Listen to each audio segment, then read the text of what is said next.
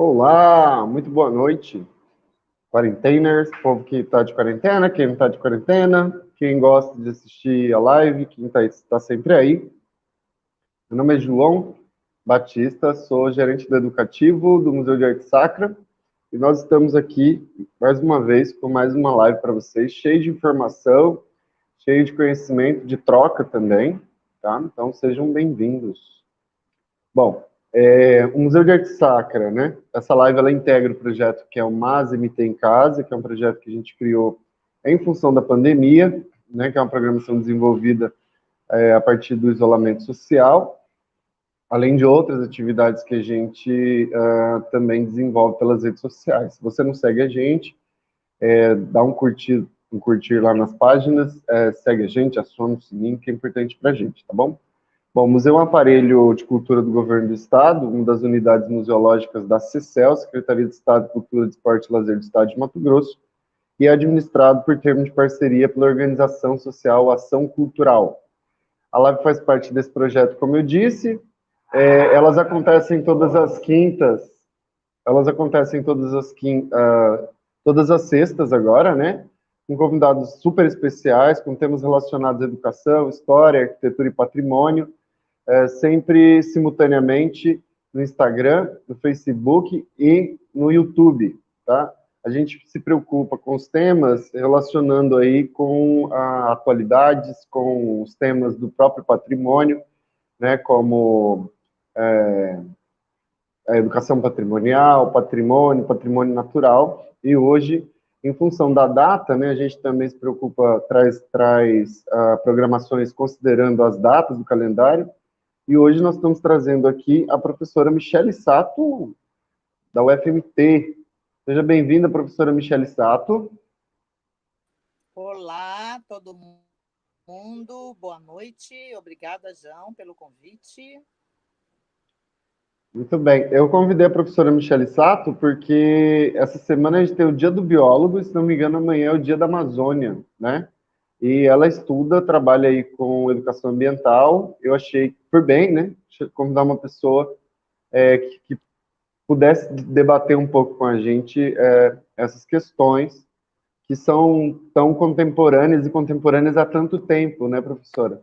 A professora Michele Sato é licenciada em Ciências Biológicas em São Paulo, mestre em Filosofia na Norwich, doutora em Ciências em São Carlos, pós-doutora em Educação no Canadá, pós-doutora em Educação na Espanha, é docente titular do Programa de Pós-Graduação em Educação na UFMT e pesquisadora do Grupo Educação Ambiental, Comunicação e Arte, o GPEA.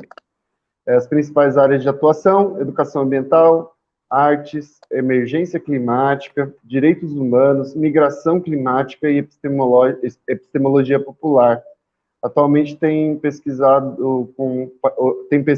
com arte e educação ambiental como meio de se comunicar com o clima, de se comunicar o clima, desculpa.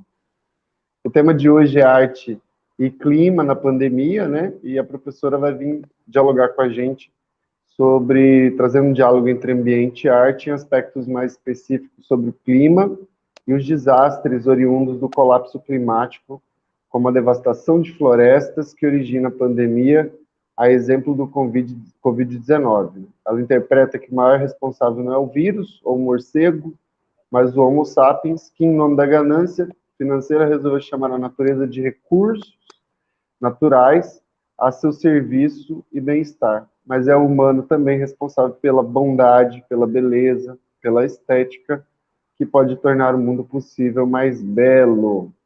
Seja muito bem-vinda, professora. Muito obrigado por ter aceito o convite. É uma honra para a gente te receber aqui essa noite.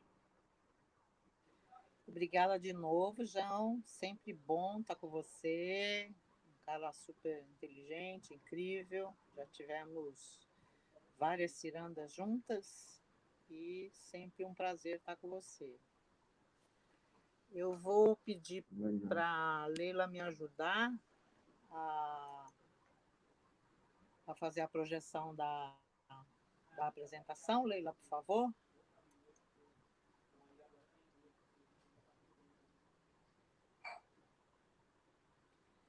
E iniciar a minha fala dizendo que a arte não existe se a gente continuar destruindo a natureza como a gente vem destruindo, né? Não se toca violão se a gente não conseguir construir mais esse instrumento que vem da natureza. Não se faz mais teatro se o figurino é dependente do tecido que vem da natureza. Não se pinta mais se os pigmentos que a gente faz, as cores, vêm da natureza. Enfim, há uma conexão, há pontos, linhas e conexões que fazem com que a cultura esteja totalmente ligada a esse aspecto da natureza. Então, hoje eu vou falar um pouco sobre clima, pandemia, por meio da linguagem da arte, e eu quero começar falando dessa nova era geológica que a gente está vivendo, que um holandês chamado Paul Crutzen chamou de antropoceno, né?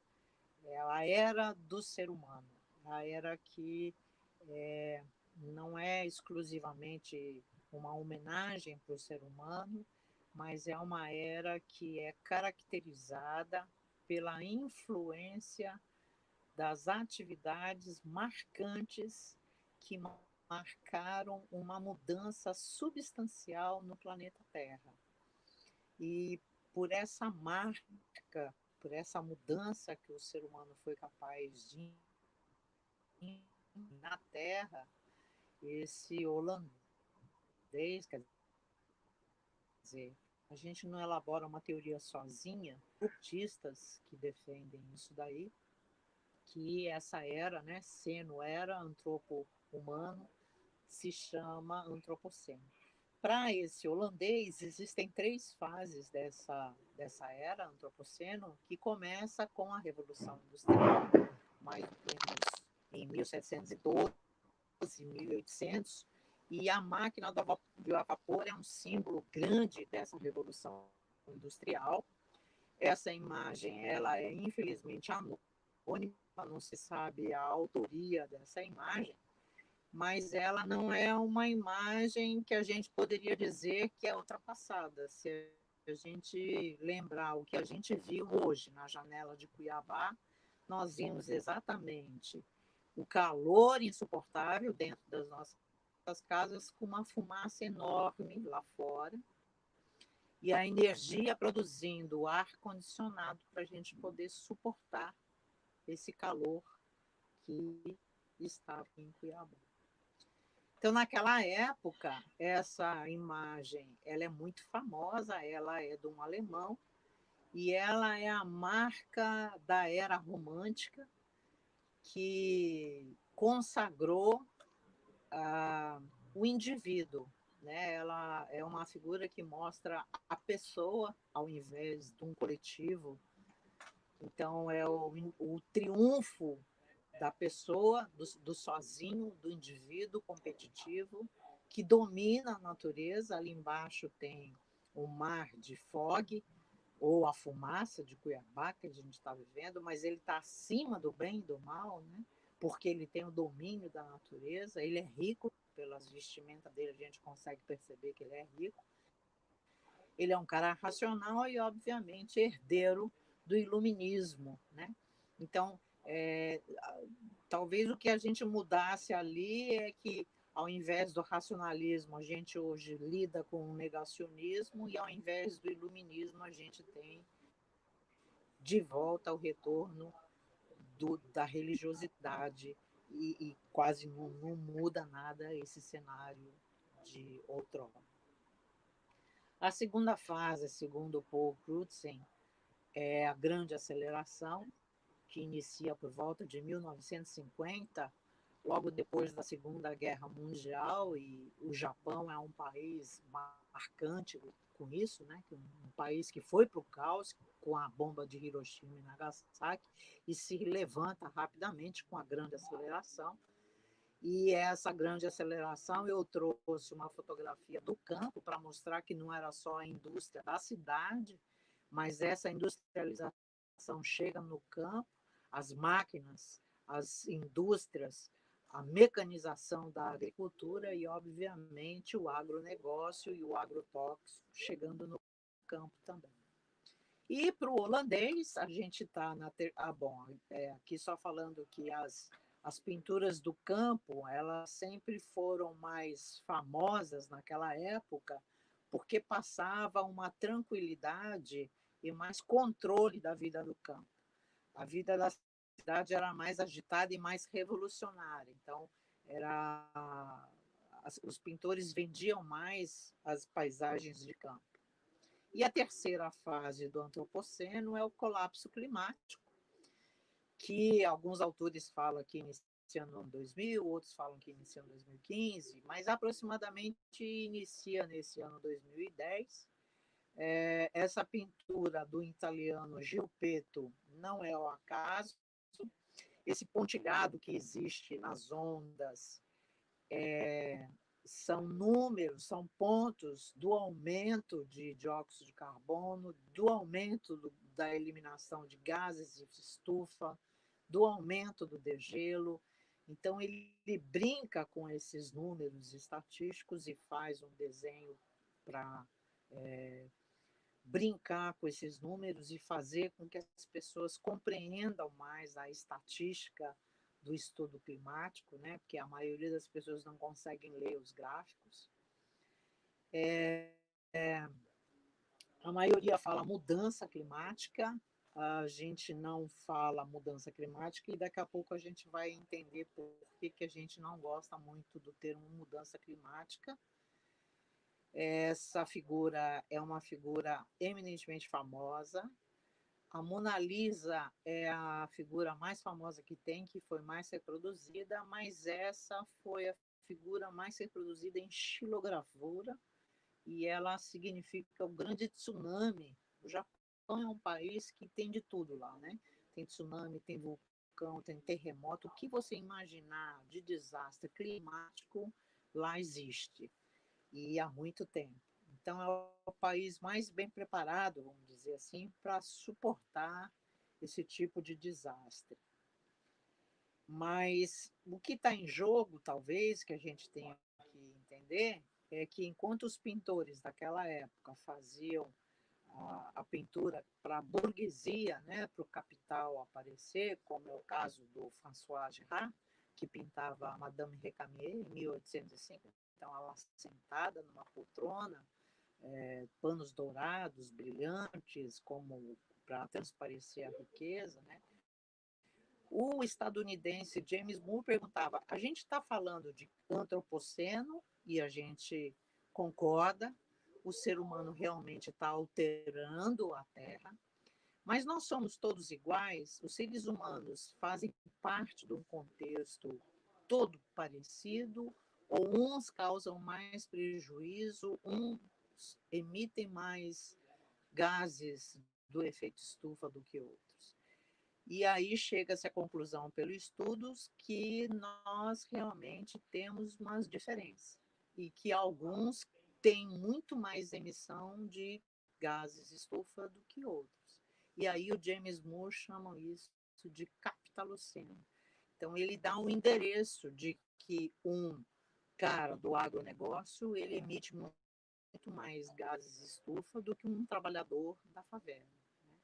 E aí, para brincar um pouco, o meu pintor favorito, René Magritte, ele repinta o quadro do François Gérard igualzinho, só que ao invés da Madame Récamier, ele pinta um caixão, né? E com isso ele conclama a morte ao capital. O René Magritte é comunista e ele conclama, então, essa reviravolta para que o capital não tenha tanta voz assim nessa consagração da arte. Dentro dessa crise climática, então, a gente tem 5 dimensões dramáticas de desastres que vários cientistas já entraram em concordância, e eu gosto muito da síntese que uma ONG da Inglaterra fez, a Oxfam, em 2016, 3 anos antes do que a gente vive hoje, né? 2019, 2020. Então, o primeiro momento da desgraça, do dramatismo climático, é o aumento da temperatura. Mato Grosso, Brasil, terá como maior problema esse aumento da temperatura. Para vocês terem uma ideia, o aumento de 0,5 grau afetará a vida selvagem de forma drástica. Muitas espécies sumirão, morrerão. Nós teremos muita queima. Já visto o que eu disse hoje, né? Da nossa janela a gente percebe o que significa isso, queima, fumaça. E em função desse aumento dessa temperatura, o aumento de gelo. O degelo. Esse degelo ocorre de uma forma assustadora, é brutal quando a gente vê os vídeos, quando a gente vê documentários, os depoimentos científicos desse degelo, é assustador. Nós temos hoje 50% de extinção dos ursos polares, metade desses animais já estão extintos. Focas, pinguins, todos os bichos polares já estão em franca extinção. E os negacionistas do clima, aí eu acho que é importante a gente falar que ceticismo é diferente de negacionismo. O ceticismo na ciência, ele é bem-vindo, normal e muito aceito. Faz parte de toda boa ciência nós negociarmos, refutarmos, duvidarmos, desculpe. Mas isso a gente faz com argumentos científicos, com estudos e comprovações e debates acadêmicos de níveis científicos e epistemológicos bastante fortes. O negacionismo não se preocupa em ter argumentações científicas. O negacionismo, portanto, é um movimento político que disputa o poder. E ele não está nem aí se ele é contraditório, se ele não tem discurso, se ele fala bobagem, se tem coerência ou não. Então, o negacionista, por exemplo, fala que nós estamos, sim, tendo aumento da temperatura, mas que a causa são as erupções vulcânicas. E a gente sabe que se nós somarmos todos os vulcões do mundo e pegar a temperatura e medir, ele dá apenas uma parcela bem pequena em relação a todas as indústrias que nós temos no mundo, né, em emissão de gases de estufa. Então, é uma mentira deslavada. Bom, esse vulcão é o vulcão Monte Doom, do filme Senhor dos Anéis, e ele representa o mal, mas, obviamente, o fogo não significa só o mal, é um dos elementos da natureza e ele é importante também para o funcionamento da Terra. A outra dimensão muito importante é a dimensão da água, que está acabando e que em muitas regiões do mundo já acabou. Então, o processo de desertificação está aumentando bastante pelo mundo. Tem países que não existe mais água, há regiões áridas. No Brasil, aqui no Pantanal, tem escolas que param as aulas e as professoras vão com as crianças no rio pegar água por falta de água. A Solange Queda orientou uma menina, eu fui banca do mestrado, que a menina mostra por fotografia esse tipo de fenômeno aqui no Pantanal, berço das águas, né? E esse tipo de fotografia de mulheres com potes, com baldes, com lata d'água na cabeça, buscando água, é comum em todos os continentes do mundo, porque na sociedade patriarcal e machista, a mulher foi delegada como responsável dos serviços domésticos, de limpar, cozinhar, dar banho. Se tem criança, é ela que cuida da criança. Se tem velhos, é ela que cuida dos velhos. Se tem doente, é ela que cuida dos doentes. Portanto, é ela que gerencia a água dentro de casa. E se falta água, ela é responsável pelo acesso à água também. Então, em Cabo Verde, por exemplo, que é um país que não tem rio, e quando foi feita a independência pela Amílcar Cabral em 1975, o mundo inteiro condenou o país e, de repente, Cabo Verde conseguiu dessalinizar a água do mar e torná-la potável. Mas a gente vê tonéis enormes e mulheres buscando essas águas potáveis para tudo quanto é lugar desse país. Né? Então, isso é um retrato muito comum e vai piorar cada vez mais. Essa dimensão das pragas agrícolas, das doenças, epidemias, vai ter muito mais zika, malária, as tropicais, e agora a gente está em face a uma pandemia. Essa dimensão eu vou retomá-la mais lá na frente, e eu não vou dizer muito aqui, eu só quero chamar a atenção da arte da rua, que ela é uma arte popular, emergencial, instantânea. Professora, Oi? desculpa interromper. Pois não. Desculpa interromper, é que tá dando chiado no seu microfone, Não sei como e aí eu não sei o que é. Eu vou segurar aqui. Aí tá atrapalhando, não sei o que é. Mas eu não sei, acho que é conexão mesmo.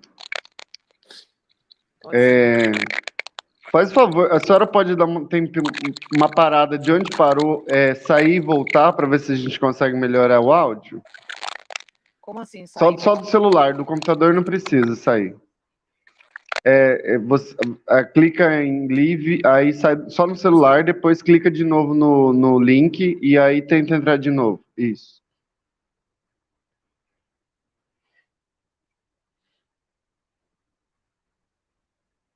Oi, gente, problemas técnicos é assim, live, é a vida, né?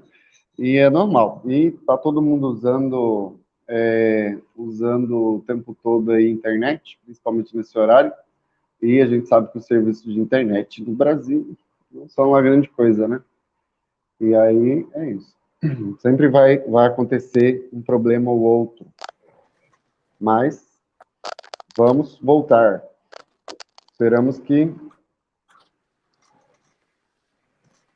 o problema acabe. Melhorou, João? Melhorou, obrigado, professora. Desculpa te interromper bem no momento crucial.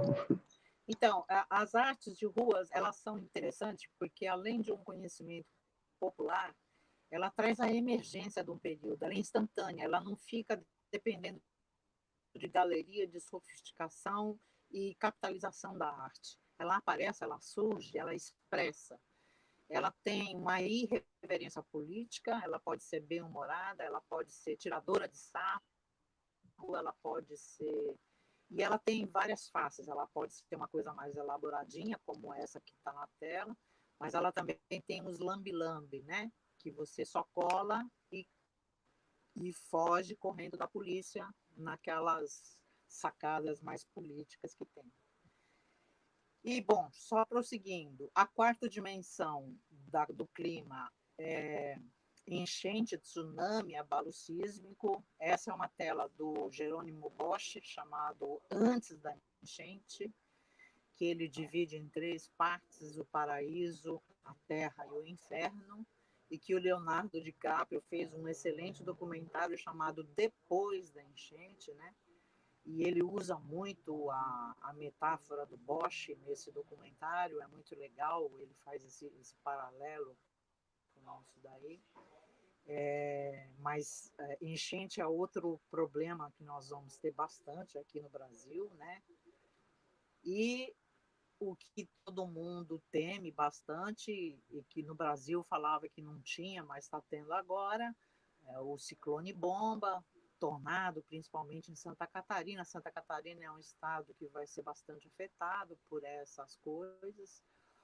O litoral brasileiro, as costas brasileiras serão bastante afetadas com essas dimensões climáticas bem fortes, né? Aí, voltando naquela dimensão da pandemia, essa é uma recente fotografia do coronavírus, que é lindíssima, eu achei, saiu na revista Science, uma das melhores revistas de ciência do mundo, e eu tenho acompanhado muito o debate sobre a Covid nessa revista, né? A Covid no feminino, ela é uma tradução da ciência chamada Coronavirus Disease, doença do coronavírus do tipo 19. Houve já 18 versões anteriores, essa é a 19.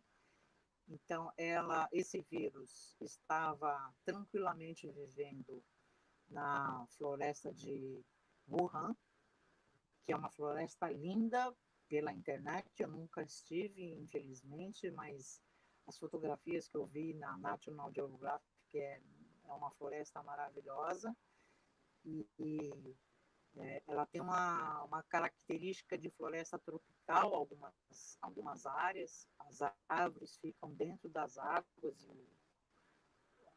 e o barco navega entre as árvores, é muito bonito. E você tinha, então, o vírus, morcego, vivendo com pangolim, e tinha o tal do bicho humano, que causou a destruição dessa floresta. Então, os chineses consomem muito carne de vida selvagem em alta frequência, em muita demasia, muito maior do que o brasileiro. O brasileiro consome muito mais frango, porco e gado, mas o chinês tem muito mais variedade de consumo. E esses animais que viviam milhares de anos intocáveis ali, eles entraram em contato com o ser humano. Então, na verdade, quando eu sustento, não foi o vírus, nem o morcego, nem o pangolim, que são os responsáveis pela Covid-19, mas o próprio ser humano que invadiu essa floresta, destruiu, consumiu, fez um mercado sanguinário, cruel desses animais, né? Então, é esse ser humano que é responsável por esse mercado e, portanto, não é uma mudança natural e gradativa do clima, mas há uma emergência climática forjada pela ação humana, deliberada. O ser humano mexe nesse ambiente de forma proposital, por isso que acontece todas essas mazelas, todas essas coisas. Inclusive, professora, né? Muitos especialistas dizem que talvez a próxima pandemia venha do processo da destruição da Amazônia, né? Porque você está mexendo naquele ambiente e tudo pode acontecer, né? Tem muitos micro-organismos ali desconhecidos que habitam aqueles ambientes e que é possível, né, que a próxima pandemia surja de lá, né? Vou falar sobre isso, João, daqui a pouquinho. E aí, assim, esses desastres, eles não atingem as pessoas de forma igual, né? Assim como o James Moore perguntou assim, esse antropoceno, nós fazemos emissão de gás de efeito estufa de forma igual? Não, então estamos falando de capitaloceno e não de antropoceno. Os desastres climáticos não atingem as pessoas de formas iguais também, né? Então, geralmente, essas pessoas afetadas, elas são afetadas pela pobreza. O contágio da Covid pode ser universal. Todas as pessoas do mundo inteiro estão a risco. Contudo, a morte é muito mais presente quando a geografia está na pobreza. Durante a pandemia foi muito claro isso na cidade de São Paulo, quando o Morumbi, que é considerado o bairro mais rico de São Paulo, tinha não me lembro agora dos casos, mas vamos dizer, tinha 600 casos e 7 mortes. E Brasil Norte que tinha 300 casos e 200 mortes. Então, era discrepante, era horrível demais você saber essas coisas. Então, nós, do GIPEA, escrevemos um livro esse ano. Nós intitulamos o livro Os Condenados da Pandemia, como um tributo ao Fanon, que foi um negro que falou em decolonialidade e tentou buscar os processos de periferia contra a centralidade, né? E aí um desenho feito pela Cristiane e pela Roberta, que são do GPEA, e na verdade é um entregador que está trabalhando com máscara, e ali um outro cara, provavelmente de classe média, fazendo o Cooperzinho dele, né? Então essas são as discrepâncias sociais, o abismo social. Quer dizer, todo mundo pode ser contagiado, mas se ambos pegarem Covid, com certeza o entregador morre antes. Ele terá menos remédio, ele terá menos atendimento. O nosso livro foi dividido em 3 partes, né? Entre o grupo familiar, que mexe com crianças. Crianças sofreram muito, foram muito violentadas de formas agressivas, sexuais. Todas as crianças, ricos e pobres, mas com certeza as crianças mais pobres foram mais agredidas, né? Mesma coisa as mulheres ricas, mulheres pobres, mas as mulheres pobres sofreram mais. Os idosos nos asilos também sofreram mais. Os grupos identitários, ciganos, indígenas, quilombolas, negros, povos da florestas, os grupos LGBTQI, migrantes, principalmente os que estão aqui em Mato Grosso, a gente teve mais cuidado de estudar, né? População de rua, periferia, pessoas com deficiências, e o trabalho, começando pelos próprios desempregados, aqueles que têm bastante dificuldade, né? Você fala assim, fique em casa, lava a mão, mas as pessoas não têm sabão, as pessoas não têm máscara, como é que vai ficar em casa? Os trabalhadores da saúde, dos supermercados, os entregadores, catadores, trabalhadores de condomínio quase não tem nada, eles estão invisibilizados, a imprensa não fala nada deles, né? Agricultores, motoristas de caminhão, de ônibus, o pessoal de segurança, guardas policiais e os presidiários, que impossível um presidiário brasileiro falar que tem que estar a 1 metro de distância, que tem que usar máscara, que tem que lavar a mão. O sistema carcerário falido, não tem como, né? E, como você disse, João, as próximas pandemias, ela pode acontecer pelo desmatamento, né, pela floresta amazônica, em função do agronegócio, e provavelmente o hospedeiro intermediário vai ser o porco ou a galinha, mas provavelmente os especialistas estão achando que é mais o porco que vai ser o hospedeiro intermediário aí, né? Também pode ser pelo degelo, porque está degelando rapidamente. No permafrost do Tibete foi encontrado 28 tipos de vírus. Desses 28 tipos de vírus, eles tinham 15 mil anos que estavam lá. Eles não sabemos nem o que eles podem fazer, né? Não temos ideia do que esses anciões são capazes de fazer. E, recentemente, para nossa decepção, desespero e agonia, nós encontramos nos fundos do mares mais de 200 mil bactérias e vírus, fruto das poluições que foram parar no fundo dos mares.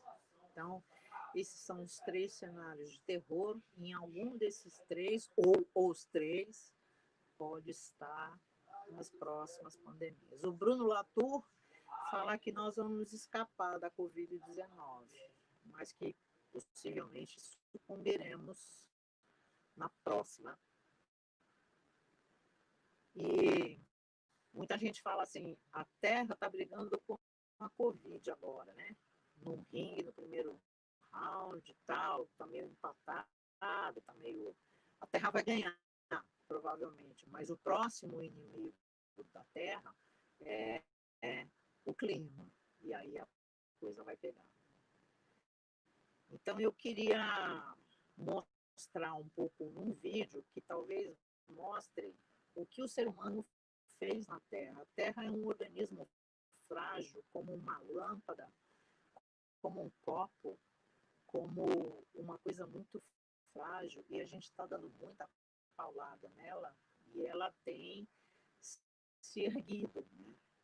Né? E talvez esse pequeno videozinho rápido, a pergunta que não quer se calar é: até quanto tempo nós vamos suportar, né, esse...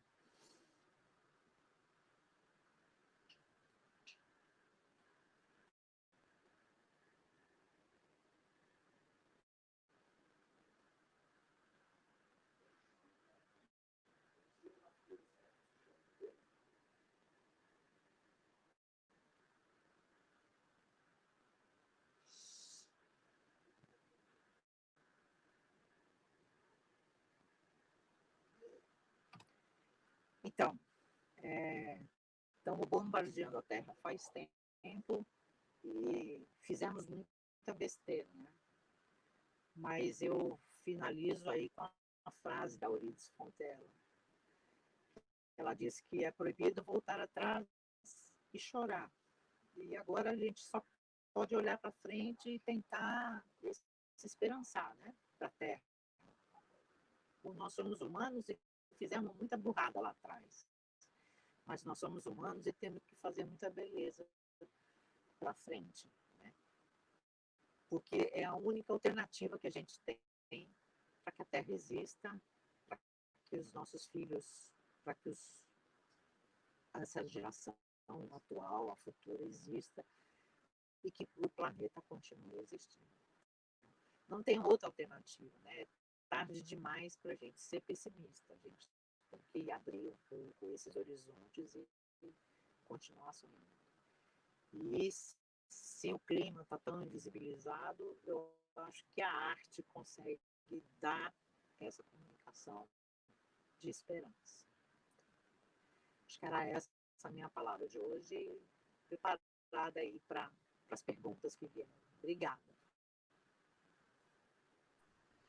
Legal, muito obrigado, professora.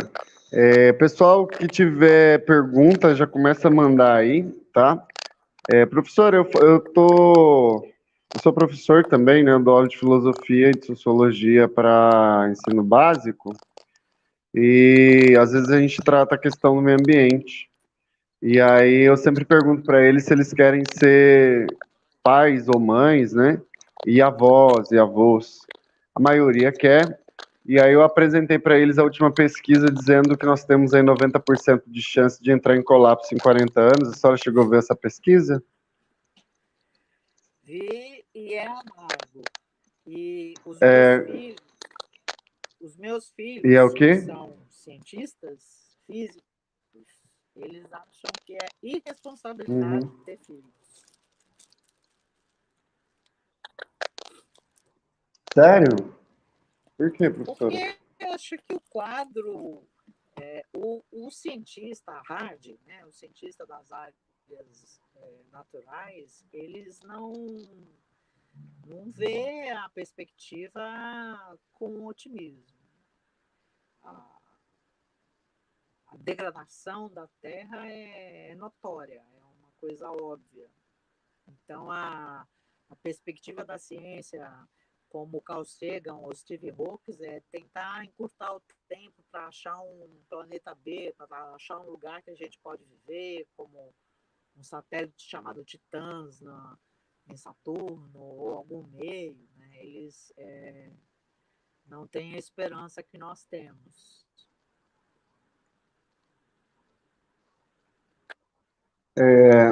Mas então a senhora acha que é alarmismo, que a gente está exagerando, que eles estão exagerando? Porque assim, na prática, o que a gente tem é bom, óbvio que a senhora sabe, estou falando meio conversando mesmo. A gente tem um planeta finito, uma mentalidade linear extremamente maluca, porque o capitalismo quer lucrar, lucrar, lucrar. Quando se fala de educação ambiental, muitas vezes vai muito para esse campo da educação do uso individual, do consumo individual, mas a gente sabe que o consumo individual, quando a gente diz para as pessoas consumirem menos, é basicamente não serem capitalistas. E o capitalismo não está deixando de ser capitalista. Então, parece que os cálculos que eles fizeram têm muito a ver com essa questão da quantidade de recursos e a velocidade que o capitalismo consome isso, né? O capitalismo coloca isso na indústria, coloca isso para ser vendido, né? Eu não sei se é tão alarmista, na minha opinião, mas eu não sou cientista da área. É porque eu sou bastante pessimista em relação a... Porque o que eu penso, professor? Eu acho que a arte, ela sensibiliza, de fato. Ela pode mudar o mundo, assim como eu acho que a educação pode. Mas a gente tem 1% da população, que são os mega ricos, e eu fico me perguntando como é que a gente alcança essas pessoas para dizer para elas que o que elas estão fazendo é absurdo. Existe um tipo de tecnologia agora que estão fazendo, que é uma tecnologia do pós-apocalíptica, praticamente, que são desenvolvimento de tecnologias de crise ambiental. Como produzir água, dessalinizar água, como não sei o quê. E são máquinas e equipamentos. A sensação que eu tenho é que eles estão criando bunkers, ou querendo criar ilhas, sabe? Porque não é possível que esse 1% da população que detém o poder econômico do mundo, ou cerca de 50%, como é que a gente alcança essas pessoas para dizer assim, ó, tem que parar o capitalismo?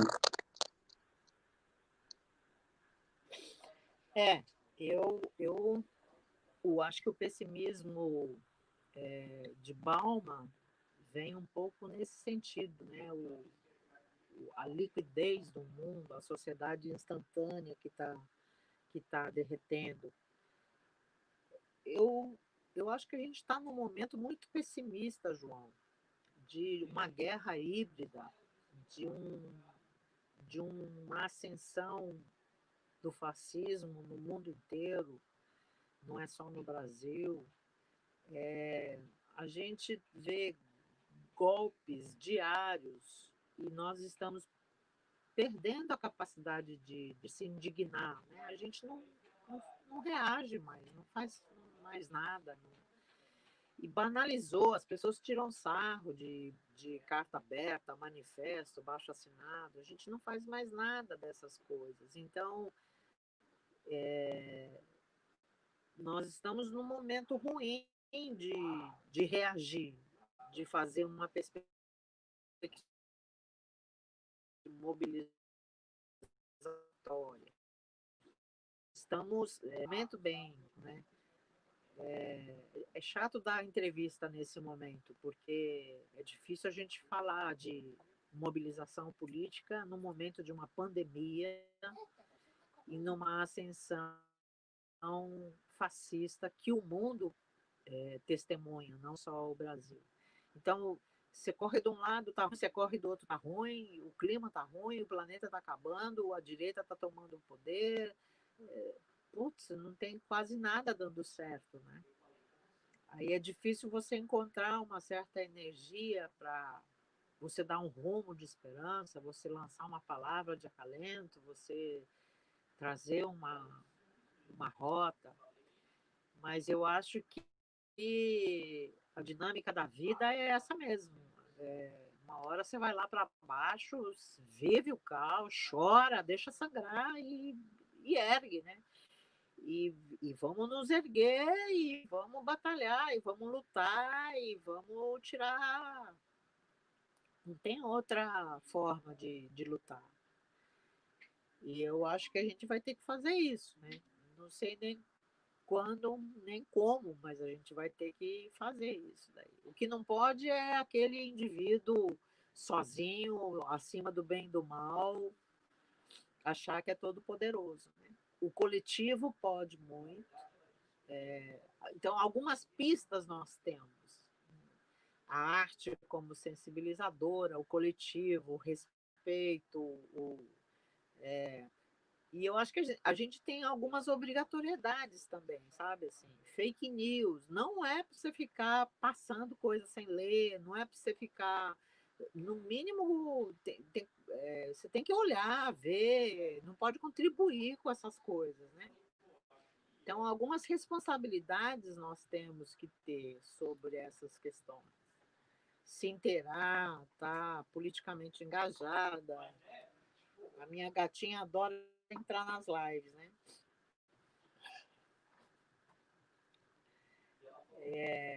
E eu acho que é esse. Eu acho que a frase da Eurídice é correta. Não, não vale mais a gente voltar atrás e chorar, né? Agora é ir para frente e tentar abrir as arestas, aonde dá para a gente entrar, onde a gente dá para encaminhar. Por aqui dá, então por aqui eu vou. Insistir e ir embora. Aí, por exemplo, agora eles estão invadindo as lives. Né? Nós corremos esse risco de entrar gente aqui e fazer baderna. Então, cada hora é um desafio, João. Cada hora é um troço louco que a gente vai ter que se desdobrar para se defender.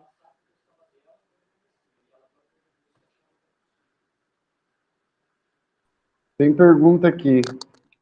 Gostaria de lhe perguntar a Rosângela Inês Matos, sobre as propostas curriculares de EA no Brasil, eu não sei, educação ambiental, no Brasil e na América Latina, que a professora tem observado. Olha, no Brasil, aquelas bases curriculares são um fiasco, né? Se for depender daquilo ali, educação ambiental já morreu com aquilo ali. Eu acho que a gente tem que driblar, ser desobediente com as bases curriculares e tentar fazer uma educação ambiental. Eu tenho chamado isso de um currículo fenomenológico, um currículo contextualizado dentro da historicidade da escola, junto com a biorregião que ela pertence, com a realidade que ela ressignifica, com o que ela é, com a cultura que ela pertence, o que ela quer, o que ela almeja. Então, sempre a escola tentar o diálogo com a comunidade, tentar fazer. Aqui em Mato Grosso chamamos de PAEC, Projeto Ambiental Escolar Comunitário. Portanto, nós não temos aqui em Mato Grosso uma política específica para quilombola, uma política específica para indígena, uma política específica para isso ou para aquilo, mas é o PAEC, Projeto Político Ambiental Escolar Comunitário. Cada escola, com a sua comunidade, tem que ter uma proposta política pedagógica, né? Se é indígena, indígena, se é quilombola, quilombola, se é ribeirinho, ribeirinho. E dentro desse contexto, a SEDUC tem que estar atenta, né, para essas coisas, para calendários, para atividades, para a autonomia e flexibilidade curricular da escola fazer as coisas, os seus processos de formação, suas inovações, suas atividades que consigam desenhar e concretizar um currículo que traga a educação ambiental dentro desse contexto do currículo da escola. Eu acho que não tem um modelo ideal, ela tem que ser crítica, emancipatória, transformadora, ou ela tem que só abraçar a ave, ou ela tem que ser pós-crítica, ela tem que ser pós-moderna, sei lá, não sei que desenho é esse. Eu acho que a escola é que vai falar que desenho é esse que ela tem que ter. Né? Eu acho ruim fixar um modelo da educação ambiental. Eu acho que isso aí quem resolve é a escola, que tem que resolver dentro daquilo que a gente tem chamado de currículo fenomenológico. A escola decide o seu próprio currículo, o seu próprio modo de fazer. Mas, obviamente, eu acho que o governo tem que ter a sua proposta. O governo tem que ter a sua proposta e a base curricular não nos satisfaz, obviamente. Falando nisso, professora, Falando nisso, a publicação que a senhora mostrou está disponível PDF por aí, em algum lugar, para quem tiver interesse? Está disponível tanto na editora Sustentável, se colocar no Google Editora Sustentável Mato Grosso acha, como no blog do GPEA. Coloca no Google GPEA, UFMT, que vocês acham o blog da gente. Está disponível também em PDF. Aliás, não tem só o livro, tem um monte de coisas pedagógicas legais ali para escola, para não escola, para fórum, tem várias coisas bastante interessantes ali no blog. Legal, bacana. Tem mais alguma pergunta aí, povo?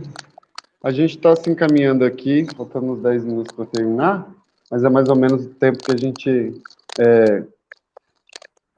usa para se encaminhar aqui para o final.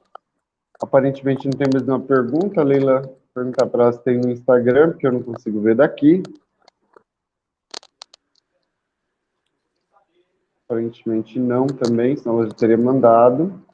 Professora, muito obrigado pela participação da senhora, adorei a conversa, extremamente instrutiva, e ao mesmo tempo reacendeu a minha esperança, porque eu confesso que essa energia baixa, todo esse contexto, ele realmente afeta a gente de um modo complicado, mas confesso também que de vez em quando a gente acorda falando assim, não temos escolha, né? Precisamos, nós não temos escolha, a gente precisa ser forte, a gente precisa aguentar e a gente precisa dar conta disso, né? Precisa dar conta de superar esse em algum momento.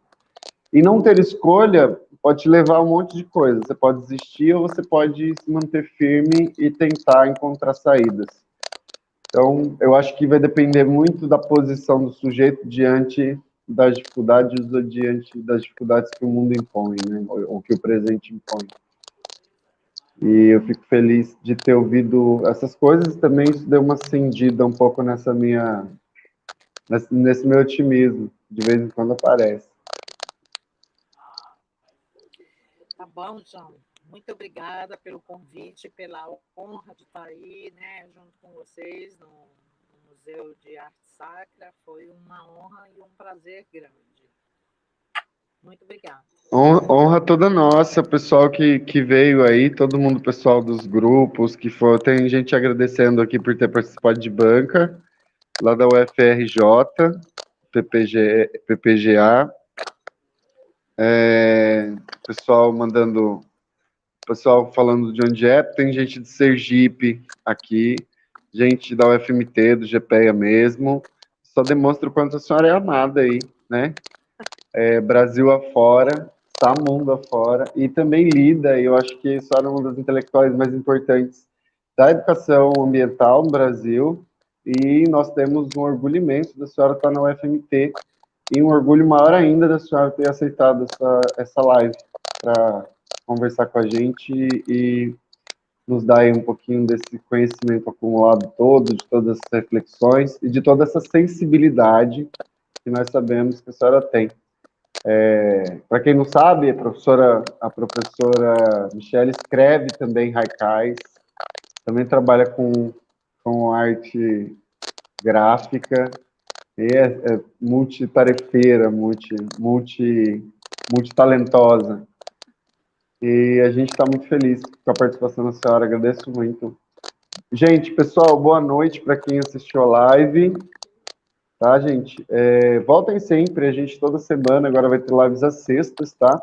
E às quintas-feiras a gente faz um cine-debate, e às sextas-feiras fazemos uma live. A gente deu uma diminuída no número de lives, aí, porque a gente sabe que a vida também tem sido dura para todo mundo, né? E tem muita coisa para fazer, muita gente voltou a trabalhar, né?